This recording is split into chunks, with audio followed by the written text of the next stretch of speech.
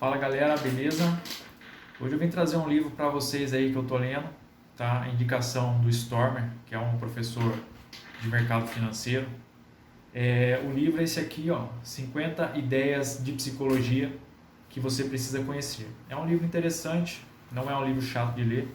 O livro basicamente traz 50 conceitos de psicologia com alguns exemplos, né? São conceitos interessantes da gente entender a parte psicológica do comportamento. Num desses conceitos que ele traz aqui, ele fala sobre conformidade e aceitação. E aqui ele explica o seguinte, ó, foram feitos 2 estudos, né? Num deles, o estudioso aqui pediu para que os estudantes se sentassem em uma sala absolutamente escura, vendo apenas um único ponto de luz. Foi solicitado a eles que dissessem quando a luz se movia, para onde e em que extensão a luz se mexia. Mas na verdade, a luz ela era estacionária. A luz ela ficava parada, certo? No entanto, o grupo de estudantes incluía cúmplices ou fantoches do experimentador, que afirmavam em voz alta que viram a luz se mover. O estudo revelou que as pessoas em geral eram influenciadas pelo cúmplice, tendendo a concordar com a opinião deles. Então, apesar da pessoa não ver a luz se mexendo, ela concordava com as outras pessoas que afirmavam que a luz se mexeu. Então, conforme eu for falando aqui algumas frases, você vai levando para o lado político das coisas, certo? Às vezes você está falando uma coisa que você nem viu, né?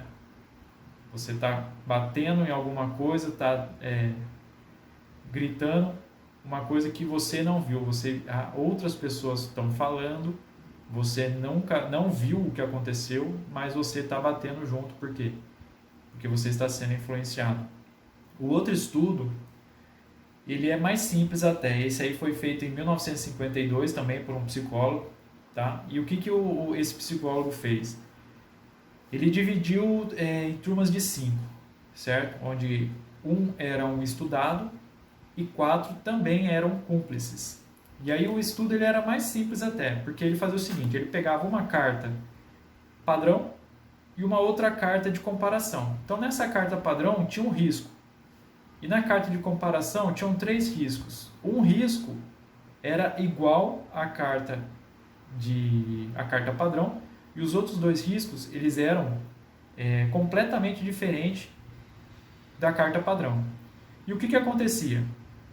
Esse estudado, ele era perguntado depois dos outros 4 do grupo.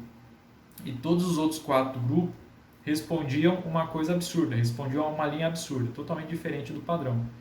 E o rapaz estudado, ele acabava indo junto do grupo, né? Então ele sabia, ou seja, estava claro que não era aquela resposta, mas como o grupo respondeu, ele ia junto do grupo, certo? Então aqui ele fala assim, ó, depois de ouvir a resposta dos outros, o participante respondia também a resposta errada. Mais ou menos 1/3 dos participantes foi convencido a se conformar ao grupo.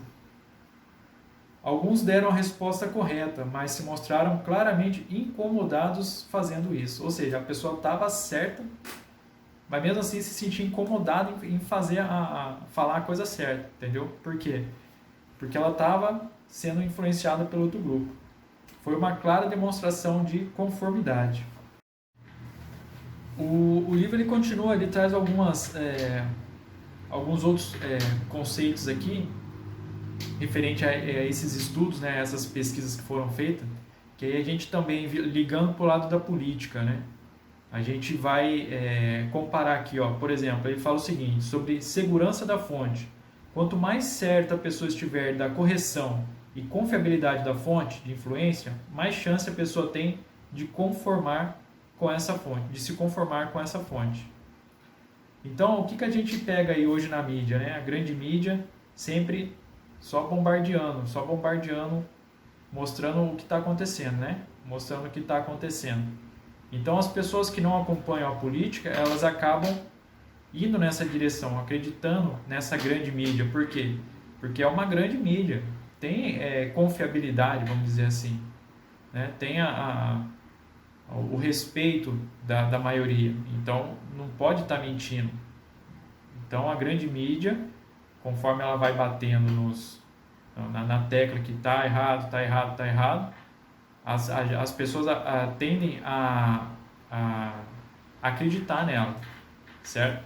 Outro conceito que fala aqui também é o seguinte: constância da minoria. Uma minoria convencida e coerente, formando um subgrupo representativo de pessoas, pode influenciar em muito a opinião da maioria.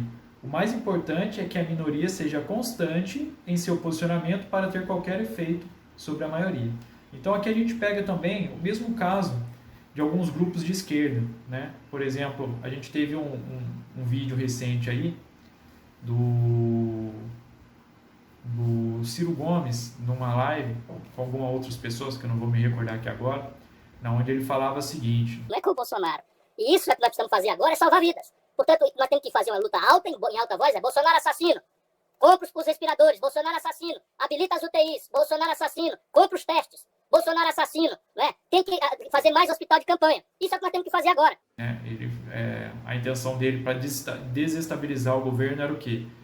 Fazia reportagem, Bolsonaro genocida. Fazia uma autorreportagem, Bolsonaro genocida. Ou seja, era aquela constância, né? De bater sempre na mesma tecla. Uma forma de entrar na sua cabeça aquela frase, Bolsonaro genocida. É a minoria constante gritando. O outro conceito que ele traz aqui também é o seguinte, ó. Quanto menos informados acreditamos ser e quanto mais informadas acreditamos que as pessoas são, mais tendemos a seguir a multidão. Isso aqui é uma coisa muito clara, né? Se você não acompanha a política ou se você não acompanha determinado assunto, quando você conversa com alguma pessoa que você percebe de alguma forma que ela acompanha, que ela conversa sobre aquele assunto, você tende a concordar com ela, você não tem argumentos para discordar da pessoa. Então, se a pessoa fala para você que é A, se você não acompanha o assunto, se você não acompanha a política nesse caso, você vai acabar concordando com ela. Por quê? Porque você não acompanha, mas a outra pessoa acompanha. Então, ela sabe o que ela está falando, entendeu? A maioria de nós se considera um membro de um grupo social e para pertencer ao grupo precisamos seguir as regras e normas desse grupo. Então, apesar das vezes a gente não concordar muito com o que determinada pessoa está falando, né, a gente acaba não entrando em atrito ou acaba relevando para poder continuar a parte do grupo. Já tive casos ali na minha empresa, onde no grupo de WhatsApp a pessoa não se manifestava nem contra, nem a favor de determinado candidato, mas no particular ela falava comigo sobre o assunto. Ou seja, ela via a minha posição, ela via quais eram os meus argumentos. No grupo ela não se manifestava com medo de não pertencer ao grupo ou sofrer algum tipo de represália por outros que pensam diferente, mas comigo ela conversava sobre o ponto de vista dela, né, que era basicamente o que eu pensava também.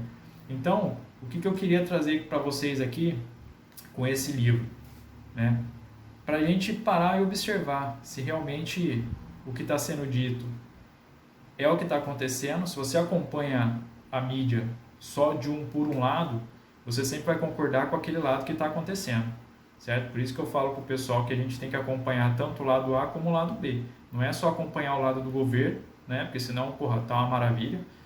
E também não é só acompanhar a oposição, porque senão nada tá bom. A gente tem que acompanhar os dois lados e ponderar, né? A gente ter a nossa visão do que está acontecendo, a gente saber o que está acontecendo, entendeu? Nesse caso aqui, também do estudo, ontem eu estava acompanhando o Big Brother com a minha esposa, né? E durante a votação lá da eliminação, né? O Thiago Leifert, ele perguntou para um participante, perguntou para o Fiuk no caso: Fiuk, quem é que você acha que vai sair? Olha só como é a questão de você direcionar as coisas para determinado lado, né? O Thiago perguntou para o Fiuk, quem é que você acha que vai sair? O Fiuk ficou em cima do muro, tal, não respondeu. Ele perguntou para outro participante, eu não lembro quem foi. Sei que o participante falou assim, vai ser a Sara. Perguntou para o outro participante, quem é que vai sair? A Sara. E aí, sob tanta pressão e paranoia e informações aleatórias, dá pra confiar mesmo em você? Dá pra confiar no que você tá vendo, no que você tá sentindo, no que você tá enxergando? Dá pra confiar na sua opinião? Dá pra confiar? Fiuk, quem vai sair hoje? Fala o nome. Thiago, você jogou uma responsabilidade muito difícil, estão me perguntando isso o dia inteiro e eu falei pra todo mundo que eu não sei. Fala o nome, quem você acha que vai sair? Sua intuição. Meu Deus, Thiago. Bom, é porque a Sara, será que não poderia ter sido outro? Ou será que essa pessoa foi influenciada porque o próprio, a primeira pergunta ficou em cima do muro, né? A primeira resposta em cima do muro, a segunda já determinou, ou seja, a pessoa próxima dela falou que é a Sara, a outra falou também que era a Sara. E isso aqui também foi um dos critérios, né, para a gente acompanhar, olhando pelo lado da política e pelo lado da vida, né? Na prova do anjo, a gente teve a questão da pulseira branca, né? O que era a pulseira branca? A pulseira branca era justamente a primeira pessoa que ia votar no paredão. Era um paredão aberto, né? Ou seja, todo mundo ia saber quem é que ia votar. Era um paredão aberto e essa primeira pessoa, ela poderia direcionar os votos, ou seja, se ela votasse em A ou B, dependendo do que ela falasse, ela poderia direcionar mais votos para aquela pessoa, porque a pessoa já recebeu, entendeu? O próprio Thiago Leifert, na explicação dele, ele falou isso aí. Só que a votação vai ser aberta. Como vocês sabem, numa votação aberta, o primeiro voto é super importante, porque ele acaba às vezes puxando outros. Então a pessoa vota na pessoa X, aí depois a segunda votar fala, bom, já que X tomou um voto, então vou ali também, aí vem a terceira e fala, já tomou 2. Então o primeiro voto é crucial, é super importante. Que a primeira pessoa, ela impacta muito a decisão da maioria. Por quê? Porque a maioria tende a não criar confusão. Ela tende a não pensar diferente, porque se eu já votei em A, por que eu vou arranjar confusão com B agora se A já está na mira de todo mundo? Ou seja, a gente acaba indo no que é mais fácil, vamos dizer assim. Em vez da gente pensar pela própria cabeça ou a gente argumentar, a gente acaba indo no que é mais fácil, no que a maioria tá dizendo. Entendeu? É isso que eu queria falar para vocês aí, ó. Recomendo muito o livro. E é isso aí. Valeu, obrigado.